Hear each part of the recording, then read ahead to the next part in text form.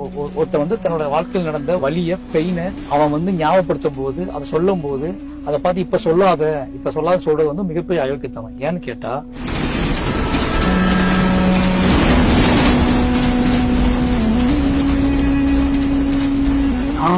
என்னோட லைஃபோட அதிக நாட்கள் நான் செலவிட்டது தண்டவாளத்துல தான்.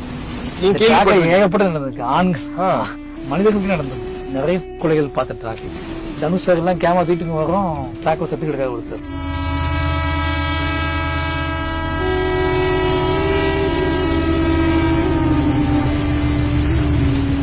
பரியரும் பெருமாள் அதே ட்ராக்ல உட்காந்துருக்கோம். ஒரே ஒரு வித்தியாசம், கருப்பிக்கு பதிலா ஒரு சிவப்பி. பரியரும் பெருமாளுக்கு அப்புறம் தான் நாய்கள் மேல இருக்க அந்த ஒரு ஸ்நேகமா இருக்கட்டும், குறிப்பா சிப்பிப்பாறை, கன்னி போன்ற நாட்டு நாய்களோட விஷயம் நிறைய பேருக்கு தெரிய ஆரம்பிச்சது. இதே ட்ராக் எக்ஸாக்டா இந்த இடத்துல தான் எடுத்தீங்களா பரியரும் பெருமாள்? இந்த இடத்த கிட்ட எடுத்தோம். அப்போ வந்து மீட்டர் கேஜ் இருந்துச்சு, ஒயர்லாம் இல்ல, எலக்ட்ரிக்கல் ட்ரெயின் இல்ல. அப்போ சரி, அதான் லாஸ்ட் ஷூட் பண்ணி முடிச்ச உடனே டோட்டலா மாத்திட்டாங்க. நான் என்னோட லைஃபோட அதிக நாட்கள் நான் செலவிட்டது தண்டவாளத்துல தான். ஏன்னா புக்ஸ் கொண்டு வருவேன், மாடுலாம் இது வந்து வேற மாதிரி இருக்கும் இந்த இடம். டிசம்பர் ஜனவரிலாம் வந்தீங்கன்னா எல்லாம் பச்சை பச்சைன்னு இருக்கும். இதெல்லாமே இதுக்குள்ள அப்படியே போனா காட்டுக்குள்ள மேய்ப்போம் ஃபுல்லாவே. எல்லா ஆடு மாடுங்க தான் மேய்க்கும். இப்போ நெக்ஸ்ட் அதிகமா வந்து ட்ராக்ல தான் உட்காந்து பேசிட்டு இருப்பேன், பாட்டு பாடிட்டு இருப்பேன். தனியாவே இல்ல ஃப்ரெண்ட்ஸ் எல்லாம் வருவாங்களா? ஃப்ரெண்ட்ஸும் வருவாங்க. அவனுக்கு போர் அடிச்சவங்கள நான் ஆடு கொண்டு வந்திருக்கேன் உட்காந்துருப்பேன். அவன் அப்படியே போவானுங்க. அப்ப நான் இங்க இருந்து கூப்பிட்டு வேளாண் கூப்பிடுவேன். அவனுக்கு போர் அடிக்காத மாதிரி பேசிட்டு இருப்பேன். அவனுக்கு ஒரு கட்டத்துக்கு மேல ஏமாத்தி பேசுவேன். அவன் கண்டுபிடிச்சிருவான், போர் அடிச்சிடும். கிளம்பி அவன் பாட்டுல போயிடுவான். ஓகேடா பசிக்கிட்டா அப்படி போயிடுவான். அவன் போனதுக்கப்போ அப்ப வேணா வரானான்னு பார்த்துட்டே இருப்பேன். இவனுக்கு வரல அப்படின்னா நான் பாட்டில் உட்காந்து தனியா பேசிட்டு ஆடு மாடோட பேசிட்டு ட்ராக்ல தான் அதிகமா உட்காந்துக்குது எல்லாமே. இன்ஃபேக்ட் அந்த பரியரும் பெருமாள் முதல் 10 நிமிஷம் பார்த்தோன்னே எல்லாருமே ஒரு உலுக்கி எடுத்த காட்சி. அது உண்மையா நடந்துருச்சா? இந்த ட்ராக்ல நடந்திருக்கா இல்ல ஏகப்பட்ட நடந்திருக்கு. ஆண்கள் மனிதர்களுக்கு நடந்திருக்கு. நிறைய தற்கொலைகள் பார்த்த ட்ராக் இது. ஓகே, நிறைய தற்கொலைகள், நிறைய ஆடுகள் அடிபடும், நிறைய மாடுகள் அடிபடும். நான் பரியரும் கர்ணன் ஷூட் பண்ணும்போது கர்ணன் ஷூட் பண்ணும்போது இதே இடத்துல ஒருத்தர் செத்துக்கு அடிபட்டு கிடந்தாரு. அது என்னன்னு தெரியல எங்களுக்கு. நான் தனுஷ் எல்லாம் கேமரா தூக்கிட்டு வரோம், ட்ராக்ல செத்து கிடக்காது ஒருத்தர். அந்த ஷூட்டிங் கேன்சல் பண்ணிட்டு போனோம். ஏன்னா இந்த ட்ராக் வந்து காட்டுக்குள்ள இருக்கா, யார் வேணாலும் வருவாங்க போவாங்க. சரி பசங்க சரக்கு படுத்து கிடப்பானுங்க, தூங்கிடுவானுங்க. நிறைய தற்கொலைகளை நிறைய விஷயங்களை பார்த்தது. அந்த நாய் கிட்டத்தட்ட வந்து அது வந்து அப்போ கேம் மாதிரி பண்ணிட்டு இருந்தாங்க. அப்போ வந்து என்ன சொல்றது, கொண்டு வந்து கெட்டி பாக்குது. பசங்க கிட்டே அந்த தன்மை இருந்துச்சு, உயிர் போறத லைவா பாக்கணும் அப்படின்னு சொல்லிட்டு. ஏன்னா ட்ரெயின்னா உங்களுக்கு ஈஸியா அது நடக்கும்ல. அதுக்கு வந்து நீங்க ஆட்டை கொல்ல முடியாது, மாட்டை கொல்ல முடியாது. நாய் வந்து பயங்கரமான இன்னசென்ட். இப்ப நாயை வந்து இந்த மாதிரி அதிகமா பயன்படுத்துவோம். நாயை கொண்டு கெட்டி வச்சுக்கிறது, அது அடிபட்டு சாகுறதுன்னா இந்த நாய் தான் வளர்க்குற நாய்கள். தெருநாய்கள் இருக்கும்ல, தெருல சுத்திட்டு இருக்கும்ல, யாரும் கண்ட்ரோல் இல்லாம அதுங்களை பிடிச்சிட்டு வந்து ட்ராக்ல கட்டி வச்சுட்டு போயிட்டு இருக்குது. நான் அந்த மாதிரி நிறைய பார்த்துருக்கேன். அப்படி பார்க்கும்போது நாயை ஏன் கட்டுறாங்கன்னு ஒன்று இருக்குல்ல, கேள்வி வருதுல. அது அப்போ நம்ம பிடிக்காத ஆப்போசிட் அந்த மாதிரி விஷயங்கள் பார்க்கும்போது அவங்களும் நாயை பிடிச்சி இப்படி கட்டி வச்சுக்கிறது, இந்த மாதிரி நிறைய விஷயங்கள். இன்ஃபேக்ட் இப்ப இது எக்ஸாக்டா இதே இடத்துல தான் ஓட விட்டீங்களா பையனை? ஏன்னா அந்த ஷார்ட்டாவே பார்க்கும்போது அவ்வளவு வைல்டா இருக்கும். அங்கிருந்து வருவான். அங்க இருந்து அதெல்லாம் வேற மாதிரி இந்த செடியில் எதுவுமே முள்ளு எதுவுமே இருக்காது. அங்கிருந்து ஓடி இருந்து இங்க விழுந்து நான் இங்க அடிபட்டு கிடக்கும். அது வந்து ரொம்ப சேலஞ்சிங்கான. ஏன்னா ட்ரெயின் எடுக்க முடியாது. ஆமா, ட்ரெயின் வந்து 4 டைம் தான் உண்டு. அப்போ சின்ன பட்ஜெட் படம்ல அது. அதனால வந்து அது ஒரே ஷாட்ல 2 ஷாட்ல மேட்ச் பண்ணணும்னு சொல்லிட்டு எல்லாம் பக்கா ட்ரெயின் பண்ணி பிளான் பண்ணி எடுத்த ஷாட் அந்த ஷாட்.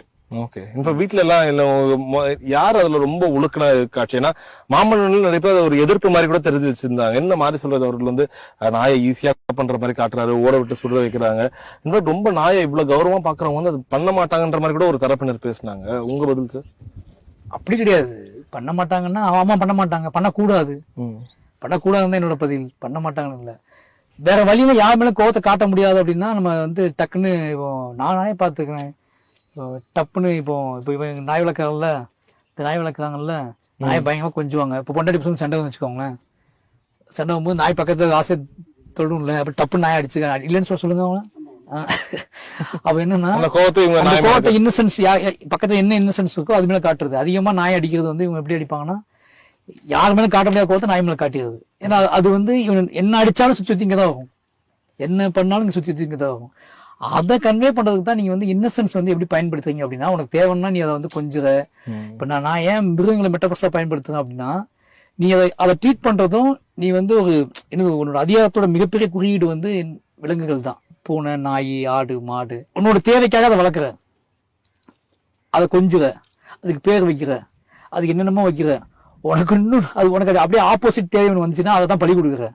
அதை பலி கொடுக்குற, அதை விற்கிற, அப்போ அதை அடிக்கிற, அதை துன்புறுத்துற. எல்லாமே நீ எவ்வளவுக்கு எவ்வளவு அதை நேசிக்கிறியோ அவ்வளவுக்கு அளவு அதை துன்புறுத்துற. அப்ப நீ என்ன பண்ண, பிரியத்தை வந்து அதுக்கு வந்து ஒரு நீ என்ன சொல்றது, நான் நிறைய எங்க வீட்டுல கூட நான் பார்த்துருக்கேன். ஒரு கிடா பிடிச்சிட்டு வருவாங்க, செம்பரி கிடா, ஆடு. அது கோயில தான் வெட்ட போவாங்க, கோயில தான் பிடிச்சிட்டு வருவாங்க. ஆனா அவ்வளவு பாசமா வளர்ப்பாங்க. உங்களுக்கு அதுக்கு டெய்லி புல்லு கொடுத்து, அதுக்கு சாப்பாடு கொடுத்து, அதுக்கு பழம் கொடுத்து, அது கூடவே அது எப்படின்னா ஒரு கட்டத்துல இது தெரியாம அது எங்க அப்பா கூட பின்னாடி பழக ஆரம்பிச்சிடும் பயங்கரமா. எங்க போனா பின்னாடி போவோம். ஆனா கடைசியா ஃபைனலா என்ன நடக்கும், 2 இயர்ஸ் அல்ல 1 இயர்ஸ் கழிச்சு அதை பலி கொடுப்பாங்க. பலி கொடுக்கும் போது பயபக்தியோட பலி கொடுப்பாங்க. இவ்வளவு கஷ்டப்பட்டு வளர்த்த ஆடை வெட்டும் போது அவங்க எப்படி ஃபீல் பண்ணுவாங்கன்னா, கரெக்டா ஒரே வெட்டுல துண்டாவணும்னு நினைப்பாங்க. துடிச்சு சாகக்கூடாது, ஒரே வெட்டில துண்டா விழுந்துடணும். விழுந்துட்டுனா அது நம்மளோட நேர்த்திக்கடன் சரியா நடந்ததா அர்த்தம். தொங்கு இங்கு விழுந்து துடிச்சுட்டுனா வந்து நம்ம ஏதோ தப்பு பண்ணிட்டோம்னு ஃபீல் பண்ணுவாங்க. அப்படிதான் ஃபீல் பண்ணுவாங்க ஒழிஞ்சு, ஐயோ அதை காப்பாற்றணும், அதை நம்ம ஏன் பழி கொடுக்கணும் அப்படின்னு நினைக்க மாட்டாங்க. இப்ப இந்த கிராமமுக்கும் ரொம்ப அமைதியா இருக்கு. இப்ப இந்த ஆட்டோகிராஃப் படத்துல காட்டுவாங்கல்ல, முதல் பிடித்த திருட்டு தம்மு. அது மாதிரி இந்த ரயில்வே ட்ராக் தான் நிறைய பேருக்கு அந்த ஒரு திருட்டு தம்முக்கான ஒரு இடம்னு நினைக்கிறேன். நீங்க ஃபர்ஸ்ட் ட்ரை பண்ணிருக்கீங்களா சார்? தம் பழக்கம் இல்ல,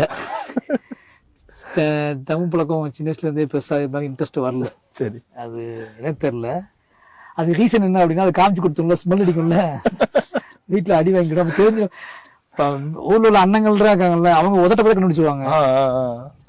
அப்ப இது என்னன்னா, வீட்டுல அப்போ சித்தப்பா சொன்ன கம்யூனிஸ்ட், அவர் வந்து தம்பு பயங்கரமா அடிப்பார். சரி, அதனால வந்து அந்த பழக்கம் பெருசா இல்லை.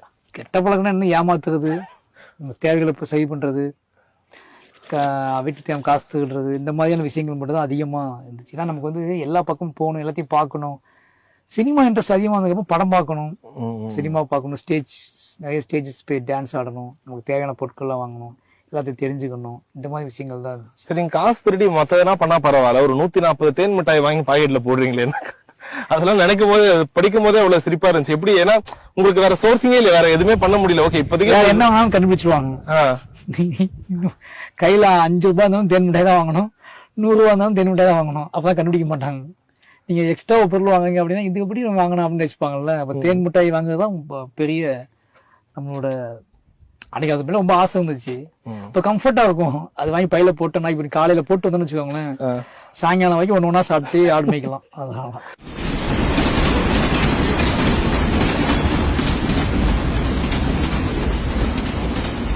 அதே போல இந்த ஒரு காதல் தோல்வி இல்ல மனசுக்கு ரொம்ப கஷ்டமா இருந்தாலும் இந்த ரயில்வே ட்ராக்கு நீங்க வருவீங்கன்னு கேள்விப்பட்டோம். சோ ஜோக்காக கடைசியா பரியரும் பெருமாள்ல பரியனை இங்க படுக்க வச்சாங்க. சோ உங்க ஜோக்காக பாசி நீங்க வந்து தனியா ஃபீல் பண்ணிருக்கீங்களா, இந்த ஆரம்ப கால இளமை காதல்?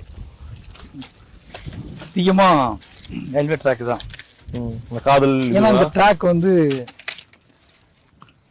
இந்த ட்ராக் ஏன் வந்து லவ் காதலர்களுக்கு வந்து ட்ராக் அப்படிங்கன்னா, இதுல போனா நம்ம டிராவல் பண்ணி போனா அவங்க இந்த ஊர் வந்து இந்த ட்ராக் வந்து அந்த நம்ம காதலிக்கிற பொண்ணோட ஊரை இணைக்கணும்னு நம்பிக்கை இருக்குல்ல.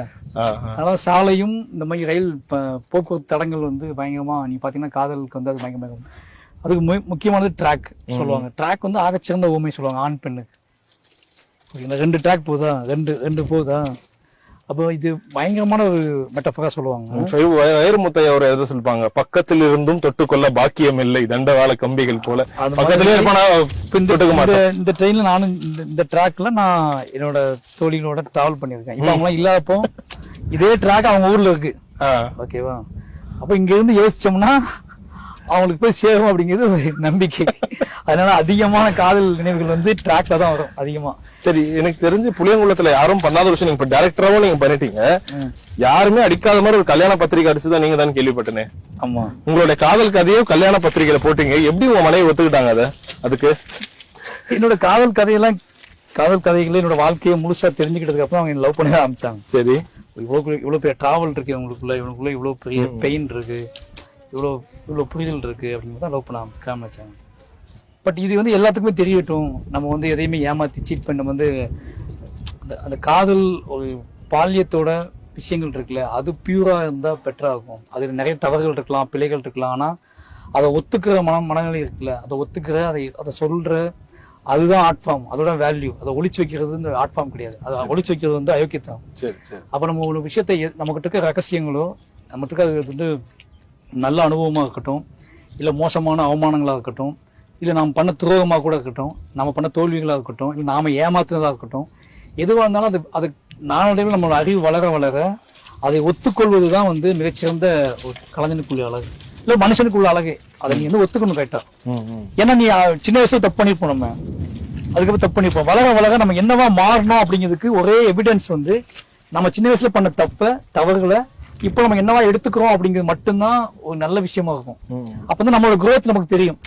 நம்ம இந்த இடத்துக்கு வந்துட்டோமா, ஒரு ஃப்ரெண்டு சண்டை போட்டுருக்கலாம், ஆனா நீங்க பிடிக்காம போயிருக்கலாம், இவன் மூஞ்சிலே முடிக்கணும்னு நினைச்சிருப்போம். ஆனா வளர வளர நம்ம ரெண்டு பக்கமும் யோசிப்போம்ல, அன்னைக்கு அவன் ஏன் அதை பண்ணான், நம்மளும் அதை பண்ணிருக்கோம்ல அப்படி தோணும்ல. அப்ப நம்மளை பத்தி நம்ம புரிஞ்சுக்கிறதுக்கு நம்மளோட தவறுகள் மூலமா தான் புரிஞ்சுக்க முடியும். நம்ம நல்லது பண்ண வச்சு புரிஞ்சுக்கவே முடியாது. ஒருத்த வந்து தன்னோட வாழ்க்கையில் நடந்த ஒரு வலிய பெயினை அவன் வந்து ஞாபகப்படுத்தும் போது, அதை சொல்லும் போது அதை பார்த்து இப்ப சொல்லாத சொல்றது வந்து மிகப்பெரிய அயோக்கியத்தனம். ஏன்னு கேட்டா அவனுக்கு அந்த ஸ்பேஸ் கொடுக்கணும். இப்பதான் அவனுக்கு அந்த திராணி வந்திருக்கு. அன்னைக்கு அவன் அமைதியா இருந்திருக்கான், அன்னைக்கு அவன் அடி வாங்கியிருக்கான், அன்னைக்கு அவனால சொல்ல முடியல, ஸ்பேஸ் இல்லை, அவன் ஓடி ஒளிஞ்சிருக்கான், அவமானப்பட்டிருக்கான், ஒடுங்கியிருக்கான். இன்னைக்கு அவனுக்கு ஒரு ஸ்பேஸ் கிடைக்குது. அந்த ஸ்பேஸை பயன்படுத்தி அவன் தன்னோட பெயினை சொல்றான். இந்த பெயின் யாருக்குமே நடக்கூடாதுங்க சொல்றான், அல்லது அவன் ரிலீஃப் ஆகுதா சொல்றான், அல்லது அவன் டாக்குமெண்ட் பண்றான், ஏதோ ஒண்ணு பண்றான். அவன் தான் வாழ்ந்ததுக்கான ஒரு தடயத்தை உருவாக்குறான், தன் வாழ்க்கையில தன்னை மாத்தின தடயத்தை உருவாக்குறான், அல்லது இந்த தடத்துல நிறைய பேர் டிராவல் பண்ணலாம்னு ஒண்ணு நினைக்கிறான்.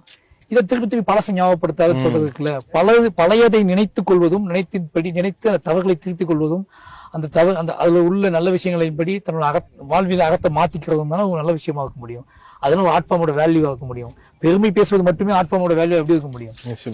அதனால வந்து தண்டவாளங்கள் வந்து அந்த நினைவுகளை கிளறி விடுறதுல தண்டவாளங்களுக்கு முக்கியமான பங்கு உண்டு. இப்ப நான் எழுதி போனேன் பழைய ட்ராக்ல ஏதோ ஒண்ணு, இப்போது அம்முன்னு போட்டு அம்முன்னு எழுதி ஒரு ஹார்ட் போட்டிருக்கான். இந்த அம்மு எந்த ஊர்ல எங்க யாருக்கு அம்முன்னு நிறைய பேர் இருக்குல்ல யோசிச்சு பாருங்க. ஆனா அவன் எழுதியிருக்கான், அவனுக்கு இப்ப எத்தனை வருஷம் பார்த்தாலும் இந்த அம்மு ஆமா இருக்கும், இல்ல இருக்கும், இருக்கோ இல்லையோ, ஆனா இந்த பேர் நிறைய பேர் கடந்து சிரிச்சுட்டு இருப்பான்ல. இப்ப இன்னொன்னு எழுத யாருன்னே தெரியல, ஆனா இதை பார்க்கும்போது நம்ம சிரிக்கிறோம். இந்த மாதிரி எத்தனை பேர் இதோ வயசான பாட்டி உட்கார்ந்து இருப்பாங்க இந்த இடத்துல, யாராவது உட்கார்ந்து இருப்பாங்க, காதல் பிடிக்காம உட்கார்ந்து இருப்பான்.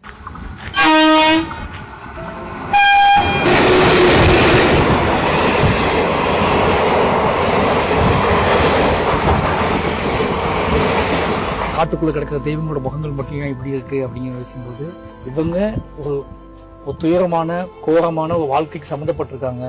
அந்த வாழ்க்கைக்குள்ள நிறைய கேள்விகள் இருக்கு, அந்த கேள்விகளுக்குள்ள நிறைய பெரிய கால மாற்றங்கள் இருக்கு, சமூக அநீதிகள் இருக்கு. அப்படிங்கிற புரிஞ்சுட்டு இருக்கும் போது இதை விட ஒரு சிறந்த மெட்டாஃபர்ஸ் எனக்கு தெரியல. குழந்தை இல்லாதனாலேயே செத்து போனவங்க இருப்பாங்க.